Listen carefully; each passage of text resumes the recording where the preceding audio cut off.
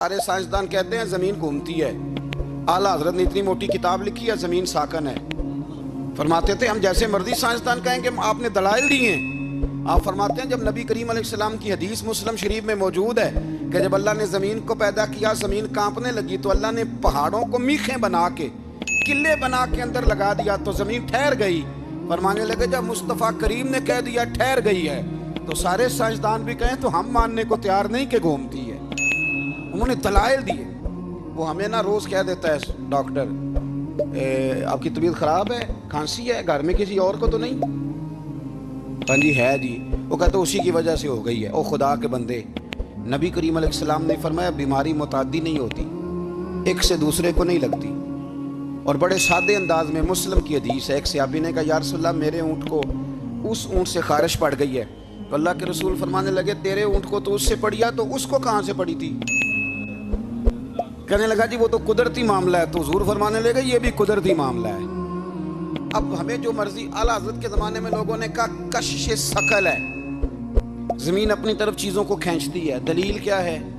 وہ کہنے لگے جی سیب گرتا ہے تو زمین پہ, آم گرتا ہے درخت سے تو زمین پہ, امرود گرتا ہے تو, انار گرتا ہے تو زمین میں کشش ہے, کھینچ لیتی ہے. اعلیٰ حضرت فرمانے لگے شاباش, سائنسدان جو کہیں گے ہم مانیں گے. فرمانے لگے زمین نے آدھا کلو کا سیب کھینچ لیا ہے, 1.5 پاؤ کا انار کھینچ لیا ہے, پر ہم نے غبارے میں 1.5 چھٹانگ ہوا بھر دیا, وہ تو زمین سے کھینچا نہیں گیا. یہ کس قسم کی کشش ثقل ہے؟ یہ ابھی 2 سال پہلے ڈاکٹر عبد القدیر خان کا مضمون چھپا تھا روزنامہ جنگ میں. وہ کہتا ہے مجھے وہ مولوی چاہیے تھا جس کے پاس قرآن حدیث بھی ہو اور سائنس کے علوم بھی ہوں.